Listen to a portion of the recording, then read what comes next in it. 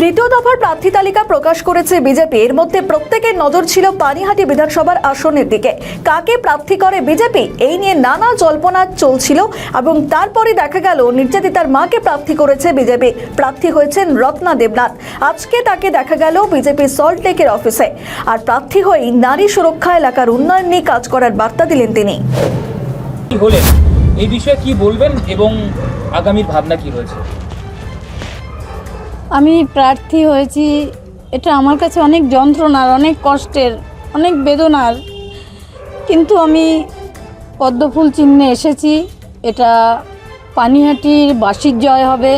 আমি একা কিছুই করতে পারবো না, এটা সমস্ত পানিহাটিবাসী জিতবে আমি জিতলে। এই অনেকগুলো দিন ধরে যারা প্রতিবাদ করতেই ভুলে গেছিল, আমি তাদের হয়ে প্রতিবাদটা করব, কিন্তু জিতবে তারাই, যারা পানিহাটিবাসী সমস্ত অধিবাসীবৃন্দ। আমার মেয়ে এখানে ডায়মন্ড যে চেম্বার করতো, সেখানে সে অনেক পেশেন্টকে চিকিৎসা করত এবং ও বলতো যে মা, কারো কাছে কিছু চাইতে নেই, দিতে হয়। সেই জায়গাটা থেকে ও ডাক্তার ছিল, যেমন পরিষেবা দিত, আমি তো সেটা পারবো না। তাই আমি চাইবো যে পানিহাটির যে দুরবস্থা, যে জঙ্গল, চারিদিকে রাস্তা দিয়ে হাঁটার উপযোগী নয়, যে ড্রেনেজ ব্যবস্থা, জল জমা, এসবগুলো প্রথমেই টপ থেকে আগে হচ্ছে নারী সুরক্ষা, নারী সম্মান, শিক্ষা, যেটা দুর্নীতিতে লোপ হয়ে গেছে। মানুষ সেটা বলতেও ভুলে যায়। মানুষের কতটুকু পাওয়া উচিত, কতটুকু পাওয়া উচিত না, এটাই মানুষ জানে না। মানুষের সচেতন হওয়া দরকার।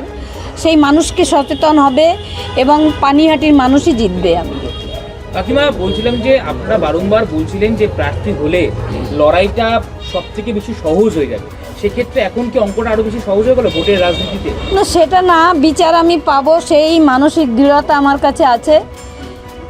আমার তো একটা মেয়ে হারিয়েছে, তাকে আমি সুরক্ষা দিতে পারিনি, কিন্তু সেই রাতের যে যন্ত্রণাটা সে পেয়েছিল সেটা আমার থেকে অনেক বেশি, অনেক বেশি।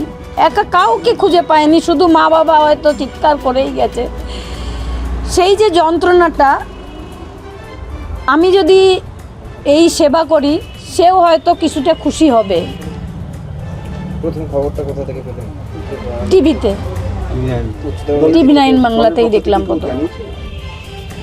না, এখনো কেউ দেখি, এমনি সাধারণ যারা এখানকার দলীয় কর্মী আছে তারা জানিয়েছে। সংবাদ মাধ্যমে জানতে পারলেন? হ্যাঁ। আচ্ছা, দলের কর্মী বা যোগাযোগ করেছে কারা? হ্যাঁ, অনেকেই যোগাযোগ করেছে। তারা কি বলেছে, পাশে আছে বা থাকবে এরকম? আমি তো চাই সমস্ত পানিহাটিবাসীকেই আমি পাশে চাই, পদ্মফুলে চিহ্নে ছাপ দেওয়ার জন্য, এবং সারা পশ্চিমবঙ্গে যেন এবার পদ্মফুল ফুটুক, এই আশাটাই করব আমি। তৃণমূলের পুরো মূলটাকে উপড়ে ফেলায় আমার লক্ষ্য। আপনার বিপক্ষ দলের প্রার্থী যারা, একদিকে কলতান দাশগুপ্ত, অন্যদিকে তীর্থঙ্কর ঘোষ তৃণমূল থেকে, কলতান সিপিএম, সেক্ষেত্রে তাদের জন্য কি বার্তা থাকবে? না, এদের জন্য আমার কোনো বার্তা নেই, ওরা ওদের মতো লড়াই করবে। মানুষের উদ্দেশ্যে কি বলবেন? সাধারণ মানুষের উদ্দেশ্যে একটাই কথা বলবো, আপনারা সবাই সেই 9 তারিখ আমার মেয়েকে ঘরের মেয়ে মনে করে আমাদের পাশে দাঁড়িয়েছিলেন এবং মেয়ের বিচার চেয়েছিলেন। আজও তেমনি আমার পাশে দাঁড়াবেন। সমস্ত মানুষকে বলবো, সারা বিশ্বের মানুষ যেমন আমার পাশে দাঁড়িয়েছিলেন, সেভাবেই আমি সারা বিশ্বের মানুষকে আমি পাশে চাইব।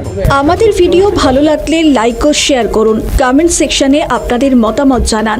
আরও ভিডিও পেতে আমাদের চ্যানেলটিকে সাবস্ক্রাইব করুন এবং প্রতি মুহূর্তে খবরের আপডেট পেতে প্রেস করুন বেল আইকন।